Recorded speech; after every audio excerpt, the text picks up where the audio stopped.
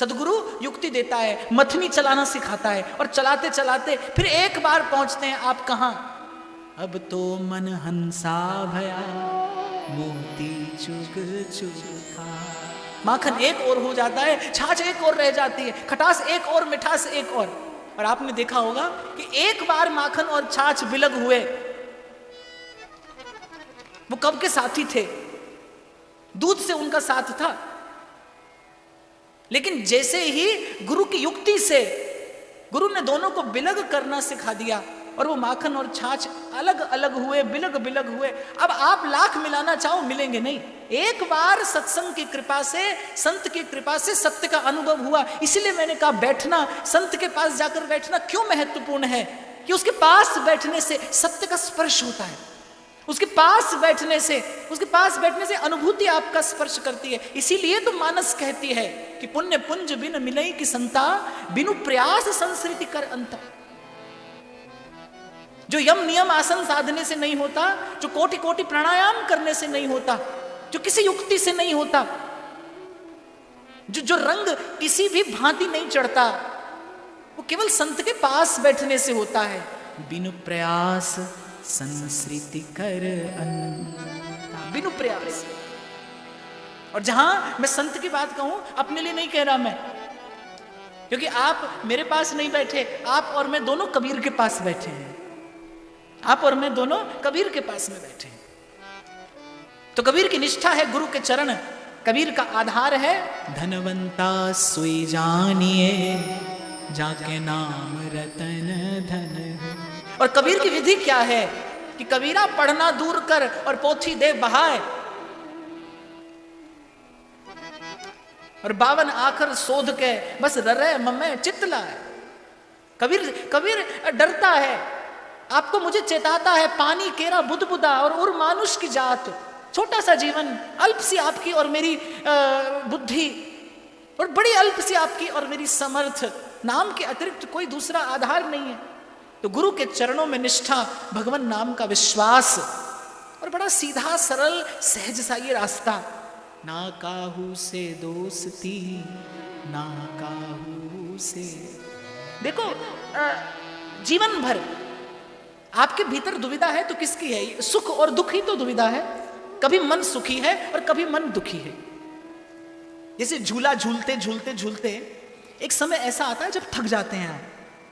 हमारे यहाँ वृंदावन में राधा वल्लभ जी के मंदिर में तीज से झूला आरंभ होता है और पूर्णिमा तक झूला चलता है। आजकल झूला का ही दर्शन हो रहा है, एक से एक सुंदर भांति भांति की झूला की रचना होती है। लेकिन पूर्णिमा के दिन पद होता है, रक्षाबंधन के दिन अंतिम झूला होता है, और उस दिन एक पद होता है। उस पद में श्री किशोरी जी ठाकुर जी से कहती है, लाल मोरी पिंडली पिरान लगी। बोले बस अब श्रमित हो गई मैं, अब उतर जाना चाहिए झूले से। और जैसे ही पद पूरा होता है रक्षाबंधन के दिन, और श्री राधा वल्लभ सरकार को झूला से उतारकर और निज मंदिर में विराजमान कर दिया जाता है। जब तक झूलते रहेंगे आप सुख और दुख के द्वंद्व में, जब तक जीवन में द्वंद्व है, सुख भी द्वंद्व है। और मैं तो कहता हूं दुख के द्वंद्व से निकलना सरल है, सुख के द्वंद्व से निकलना और कठिन है। क्योंकि दुख से छूटने के लिए तो आप प्रयास करते हैं, सुख से छूटने के लिए कोई प्रयास नहीं करता। ये वो बंधन है जिसे जीव स्वयं स्वीकार करता है, जिसे जीव स्वयं उठाकर अपने गले में डालता है। सुख वो बंधन है, लेकिन है दोनों बंधन। भेद केवल इतना है कि कोई लोहे की जंजीर से बंधा है, कोई सोने की जंजीर से बंधा है। किसी के सिर पर मिट्टी का बोझ है, किसी के सिर पर सोने का बोझ है, पर दोनों बंधे हैं। और सुख वाला और गहरा बंधा है। इसीलिए कबीर कहता है, बलिहारी उस दुख के पल पल नाम रटा। बहुत अधिक सुख में तो जीव भगवान को भूलता ही है। इसलिए भक्त अपने अनुभव से बताता है, अगर ये खुश हो जाए तो कदाई बख्श देते, अगर नाराज हो तो बादशाही बख्श देते हैं, अगर अपना बनाते हैं तो सब कुछ लूट लेते। इतनी कृपा है भगवान की, वो पहले आपका मन चुनते हैं, फिर आपके मन में अपने बैठने के लिए स्थान बनाते हैं। और स्थान बनाने के लिए आप विचार भी नहीं कर सकते भगवान को कितना परिश्रम करना पड़ता है, क्योंकि भगवान कामना का ढेर हटाते हैं। आपको बुलाया, सत्संग में बैठाया, कुछ देर हरिगुण गाया, कुछ देर भक्त भगवंत की चर्चा हुई, मन निर्मल हुआ।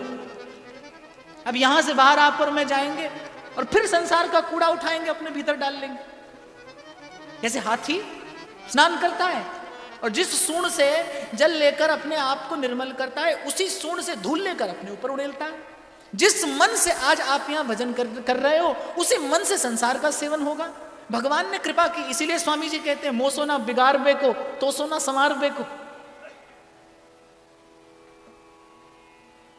इसीलिए विनती की है भक्तों ने, सदा पकड़ो मेरी बाह किते रुल ना जावा,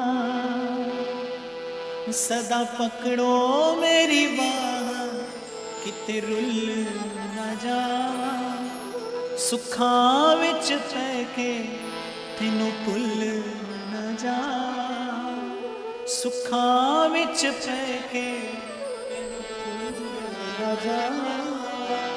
चरना नल जोड़ो हर जी मैनू अपना जान,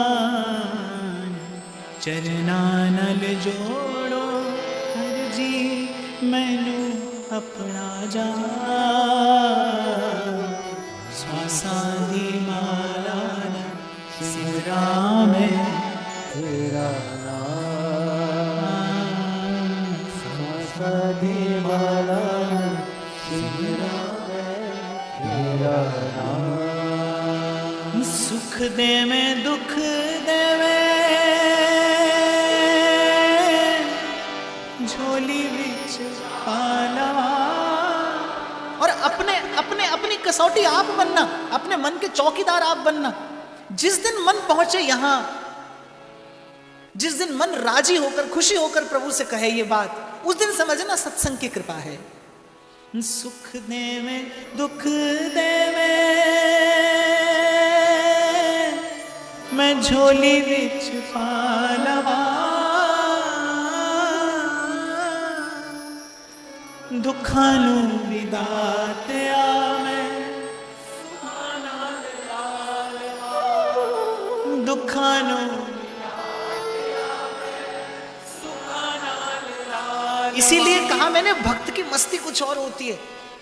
वो देखने में भले आपके और मेरे जैसा ही है, उसकी मस्ती कुछ और है। किसी ने कहा है खूबसूरत तो हर कोई हुआ करता है, खूबसूरत तो हर कोई हुआ करता है, पर निखरता वही है जिस पे रंगे महबूब चढ़ा हो। इस जीवन में संवरता वही है कि जिस पर सदगुरु की वो कृपा भरी दृष्टि पड़ी हो। जेड़ा वेला आवे ओयो, जेड़ा वेला आवे ओयो, हंस के गुजारा शुक्र गुजारा तेरा, शुक्र शुक्र गुजारा तेरा, शुक्र गुजारा। आया तेरे दर तो मैं रहमता हजारा, आया तेरे दर तो मैं रहमता हजारा। देखो भजन की यात्रा का आरंभ होता है संतोष से। और मैं आपको कह रहा था ना कि या तो मन किसी समय सुख की अनुभूति करता है और या दुख की। आप कभी किसी दिन दृष्टा बन के देखो। इसीलिए मैं कई बार कहता हूं किसी दिन भजन होवे ना होवे, कोई और साधन ना होवे ना होवे, कुछ देर अपने निकट बैठकर देखिए, अपने आप से संबंध जोड़िए, कभी खुद को देखिए। जैसे दर्पण में देखते हैं आप स्वयं को, अपनी सुंदरता देखकर प्रसन्नता होती है, कोई खोट देखते हैं तो मन उद्विग्न होता है। ऐसे कभी विचार के दर्पण में बैठकर स्वयं को देखिए। आप देखेंगे और आप अनुभव करेंगे कि या तो कभी मन में सुख था और या कभी मन में दुख था। कभी कोई घड़ी आती है सत्संग की कृपा से जब ना मन में सुख हो और ना मन में दुख हो, जब मन में सुख और दुख का विचार ना हो। देखो जब तक सुख और दुख का विचार है तब तक आप शुक्र नहीं कर सकते। तब तक आपके मन में शुक्रिया नहीं होगा, तब तक मन में संतोष नहीं होगा। संतोष के लिए आवश्यक है, भजन के लिए संतोष आवश्यक है। साईं बुल्ले शाह कहते हैं कि लोग की नंगी पैरी फिर दे ते सिर ते लब दे छावा, लोग की नंगी पैरी फिर दे सिर ते लब दे छावा, मैनू मालिक सब कुछ दिता क्यों ना शुक्र मनावा। भजन के लिए संतोष आवश्यक है, संतोष के लिए मन का निर्द्वंद होना आवश्यक है। और मन के निर्द्वंद होने के लिए, मन के निर्द्वंद होने के लिए सत्संग द्वारा दिया गया विवेक आवश्यक है। इसीलिए मैं तो सदा कहता हूं, कोई भी मार्ग पकड़ लीजिए, घूमकर आपको आना यही पड़ेगा। संत के चरण में बैठना पड़ेगा, संत के चरणों की छाया में बैठकर अपने जीवन का ग्रंथ पढ़ना पड़ेगा, अपने जीवन की किताब पढ़नी पड़ेगी, अपने मन में डूब कर। और पाजा सुरागे जिंदगी, तू अगर उसका नहीं बनता न बन, अपना तो बन। सहजो कहती है आप उन्हीं को खोज, मिले तो राम सनेही। नानक कहते हैं, कहे नानक बिन आपा चीन है, मिटे न भ्रम की काई। अगर मैं बड़े सरल शब्दों में कह दूं, किस लिए आए हैं आप और मैं यहां? सत्संग का एक ही प्रसाद हो, सत्संग आपको विचार करना सिखा दे, सत्संग आपको आपका सोया हुआ विवेक जगा दे। कुछ देता नहीं सत्संग, कुछ है आपके भीतर जो सोया है। बस संत की वाणी से चोट लगती है, झकझोर के रख देता है साधु अपने शब्द से, अपने शब्द की ऊर्जा से। इसीलिए मैं कोई और प्रसाद बांटने की अनुमति नहीं देता, क्योंकि ये जो व्यासपीठ से कहा जा रहा है यही प्रसाद है आपके मन के लिए। प्रसाद वही जो प्रसन्न कर दे, प्रसाद वही होता है, प्रसन्नता से ही प्रसाद निकला है। प्रसाद वही जो प्रसन्न कर दे, जो आपके मन को प्रसन्न कर दे, जो आपके मन को राजी कर दे। सत्संग सुनने का प्रसाद यही हो आपके जीवन में। आज आपसे कह रहा हूं, अपने मन के चौकीदार बनना। देखना कभी कुछ घड़ी बैठकर अपने मन को, कहां कहां जाता है मन, किस किस से संबंध बनाया है इसने, आपको खबर भी नहीं, आपको खबर भी नहीं अपने मन की। देखो, सारे संसार की सुंदरता का अनुसंधान कर सकते हो आप। कौन अच्छा लग रहा है, कौन अच्छा नहीं लग रहा, किसको कैसा वस्त्र अच्छा लगता है, किसको कैसा नहीं लगता, आप सारे दुनिया की खबर रख सकते हो। लेकिन आपको खुद के बारे में जानना हो तो या तो आपको दर्पण चाहिए। आप कैसे लग रहे हैं ये आपको कौन बताएगा? ये आपकी आंख आपको नहीं बता सकती। आपने अपना श्रृंगार ठीक से किया या नहीं किया, ये आपको आपकी आंख नहीं बता सकती। या तो आपको दर्पण चाहिए, या फिर कोई आपका अपना जो आपसे सत्य कहता हो दर्पण की भांति, या फिर कोई ऐसा चाहिए। नैन निकट काजर लसै पे दर्पण दिखलाए। ऐसे ही अपने आप को देखा जाता है विवेक के दर्पण में। और बिन सत्संग विवेक न हुई। विचार करना सिखा दे जो आपको संत की भांति। संत के पास है क्या? इसी संसार में रहता है। और मैं तो जब से आरंभ किया मैंने, आज मैं तो यही कह रहा हूं, संसार में नहीं बाजार में रहता है संत। तो उसके पास युक्ति क्या है कि जो संसार आपके मेरे लिए बंधन है, वो संसार संत के लिए मंदिर होता है। जो संबंध आपको और मुझे बांधते हैं, संत उन्हीं संबंधों को साध कर भक्ति कर लेता है, उन्हीं संबंधों को उपासना बना लेता है। आपको और मुझे जिस संसार को देखकर कामना होती है, संत को उसी संसार को देखकर मैं सेवक सचराचर रूप राशि भगवंत, उसके मन में भावना होती है। क्या है युक्ति उसके पास? उसको विचार करना आता है। उसको सत्संग की कृपा से उसका विवेक जग गया है, अब उसे विचार करना आ गया। और देखो, कर्म प्रधान विश्व करी राखा। कर्म के मूल में विचार ही है। कर्म बांधता है लेकिन कर्म के मूल में विचार है। सत्संग बस आपको विचार करना सिखा देता है। कुछ घड़ी अपने पास बैठिए, कलमा पढ़िया कुराना पढ़िया, कभी दिल अपने नु पढ़िया ही नहीं। कलमा पढ़िया कुराना पढ़िया ते कभी दिल अपने नु पढ़िया ही नहीं। बुलिया आसमानियां उड़दियां फड़ना है, जेड़ा विच बैठा उन्होंने फड़िया ही नहीं। और कभी आप एकांत में बैठकर देखोगे तो आपको लगेगा कि स्वयं से आपका कभी परिचय नहीं हुआ। कवि नीरज बड़ी सुंदर दो पंक्तियां लिखते हैं, कहते हैं अब के सावन ये शरारत फिर मेरे साथ हुई। अब के सावन ये शरारत फिर मेरे साथ हुई, और मेरा घर छोड़ के सारे शहर में बरसात हुई। मेरा घर छोड़ के सारे शहर में बरसात हुई। अब के सावन ये शरारत फिर मेरे साथ हुई। जिंदगी भर बातें तो बहुत हुई, जिंदगी भर बातें तो बहुत होती रही, पर देखा खुद से हमारी कभी ना कोई बात हुई, खुद से कभी कोई बात नहीं हुई। आसमानियां उड़दियां फड़ना है जेड़ा विच बैठा ओनू फड़िया ही नहीं।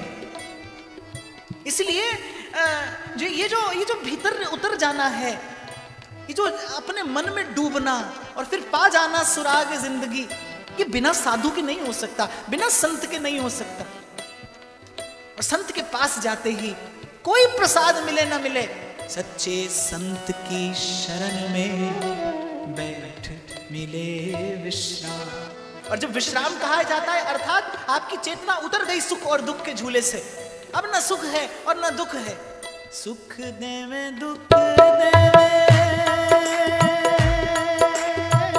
झोली बिच पालवा, सुखानु दात्या दुखाना,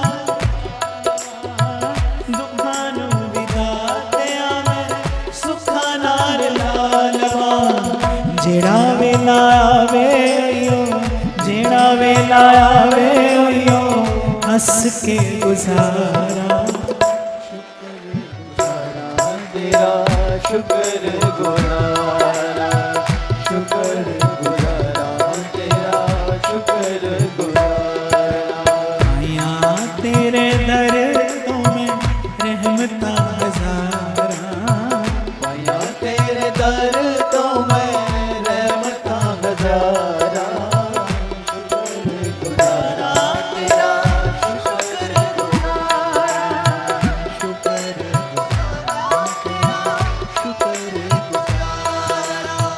और बंदा बंदगी बगैर किसे कम दनी। आपने कितनी माला की और आपने कितनी माला करके क्या पा लिया। कबीर के प्रेम के देश में इसका कोई मोल नहीं है। आपने कितना भजन किया और कितना भजन करके आपने क्या पा लिया। कबीर के प्रेम के देश में इसका कोई मोल नहीं है। कबीर की इस प्रीत की इस दुनिया में तो बंदगी का मोल है। और बंदगी क्या है? शुक्राना बंदगी है। तूने मेरे मालिक बहुत कुछ दिया है, तेरा शुक्रिया। सुना समझा कहा बहुत, पर संतोष ही परम धन है। और जैसा मैंने कहा सच्चे संत की शरण में बैठ मिले विश्राम, उसके अतिरिक्त कोई विश्राम नहीं। विश्राम माने जब आपका मन सुख और दुख के झूले से उतर जाए, हानि और लाभ के द्वंद्व से मुक्त हो जाए, इसी को विश्राम कहते हैं। जैसे बीमार व्यक्ति किसी की क्या सेवा करेगा? जो स्वयं रोगी है वो किसी की क्या सेवा करेगा? मन रोगी हो तो कैसे बंदगी करेगा? मन रोगी मन कैसे सेवा करेगा? और सेवा के अतिरिक्त सुख नहीं है। और जब तक मन रोगी है तब तक सेवा संभव नहीं है। और ये द्वंद्व ही तो मन का रोग है। और कबीर कहता है गुरु की कृपा से बस ये प्रसाद मैंने पाया, बड़ भागी मैं सतगुरु पाया, मन की दुविधा दूर भगाई, जो वस्तु मैं ढूंढी जग में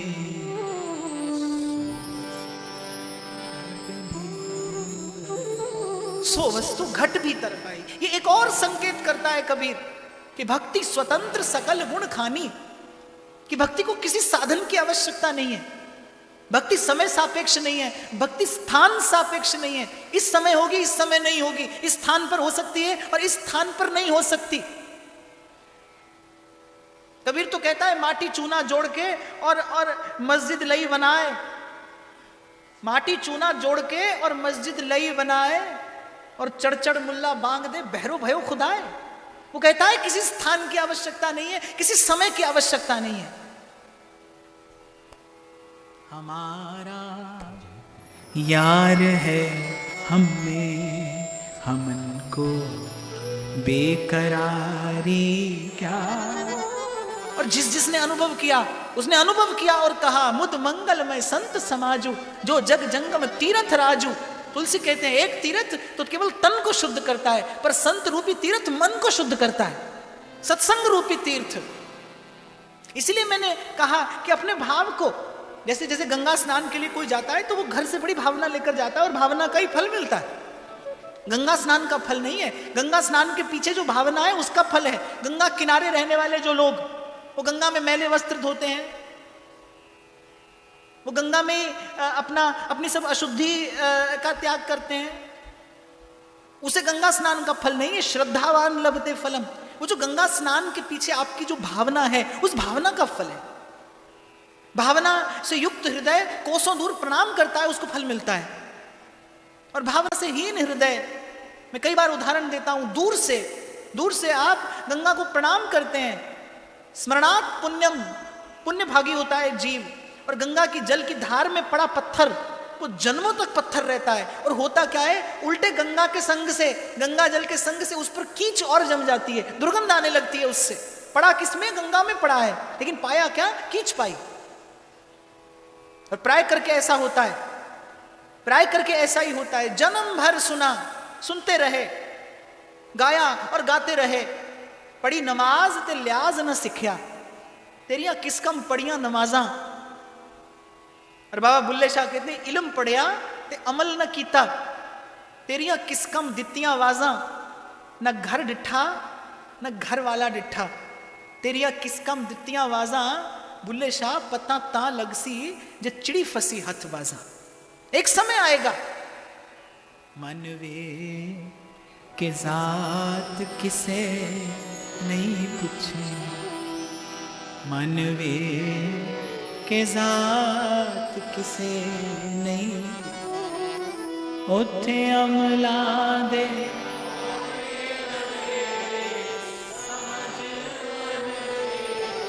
और जब जब आप गाते हो तब तब मुझे मेरा विचार और पुष्ट करने का अवसर मिल जाता है। मैं कई बार सत्संग में निवेदन करता हूं कि जैसे डॉक्टर के साथ रहने वाला व्यक्ति आधा डॉक्टर हो जाता है, बिना पढ़े हो जाता है, ऐसे ही संसार की विद्या का भी यह प्रभाव होता है कि वो अपना गुण देती है। और वो लोहा कंचन करे कर दे आप समा। साधु के पास बैठोगे तो वो साधु करके छोड़ेगा, मन साधु कर देगा। हाँ, तन का कपड़ा तो मैंने ही नहीं रंगा, तो मैं आपको क्या विधि बताऊंगा, क्योंकि मैं तो पहले ही दिन से मैंने ना तो कोई बहुत अधिक शास्त्र पुराण पढ़े हैं और ना मैंने कोई बहुत अधिक अध्ययन किया है। हाँ, लेकिन गुरुजनों की कृपा से, संतों की कृपा से मुझे कुछ जागे हुए संतों के पास बैठने का अवसर जरूर मिला जीवन में। इसके लिए मैं सौभाग्यशाली हूं, कुछ जागे हुए संतों के पास बैठने का अवसर मिला, जिन्होंने न तन रंगा न वस्त्र रंगा, जिन्होंने कुछ पाया और गाया। छाप तिलक सब छीनी रे, मुझसे नैना मिला। मैं अभी कुछ दिन पहले की बात है, मंदिर से दर्शन करके आ रहा था, तो एक व्यक्ति रास्ते में मुझे रोका, बोले महाराज 2 मिनट आपसे बड़ी जरूरी बात करनी है। तो मैंने कहा पूछो, क्या पूछना है? बोले बस यही पूछना है, पहले आप तिलक लगाते थे, अब नहीं लगाते, क्यों? तो मैंने कहा मैं लगाता था, ये भी मुझे खबर नहीं, नहीं लगाता, ये भी मुझे खबर नहीं। पर उसका समाधान करने के लिए मैंने इतना कहा, मैंने कहा बेटा,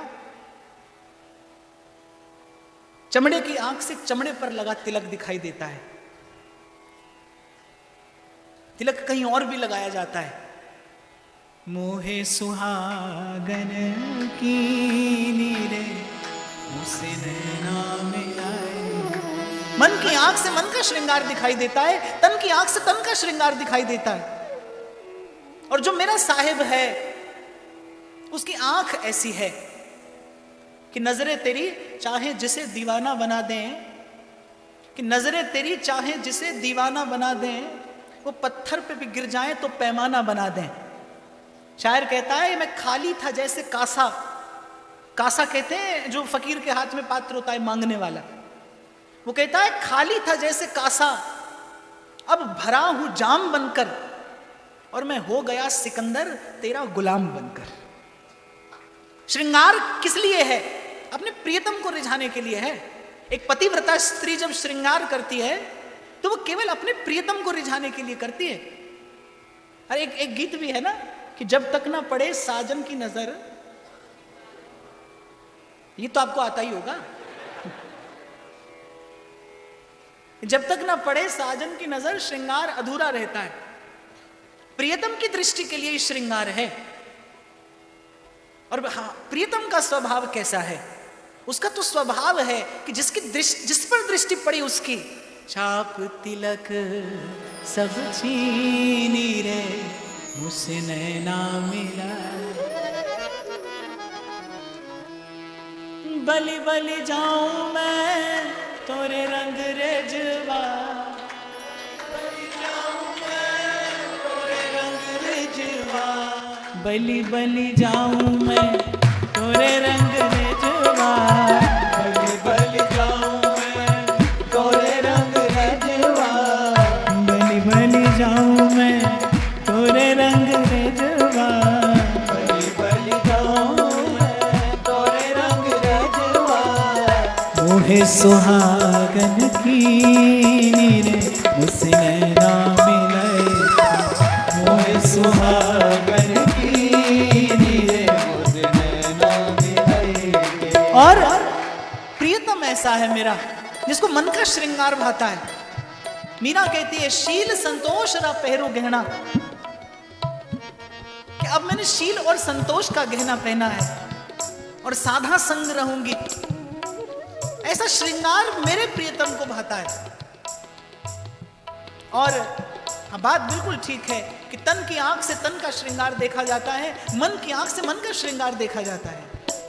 मोहे सुहागन की मुझसे नैना मिलाए, मोहे सुहागन की रे मुझसे नैना मिलाए, छाप तिलक सब छीनी रे मुझसे नैना मिलाए, छाप तिलक सब छीनी रे मुझसे नैना मिलाए, नैना मिलाए के जी नैनों में आए के, नैना मिलाए जी नैनों में आए के, नैना मिलाए के जी नैनों में आए के, नैना मिलाए के जी नैनों में आए के, छाप तिलक सब छीनी रे मुझसे नैना मिलाए के, छाप तिलक सब छीनी रे मुझसे नैना मिलाए के, छाप तिलक सब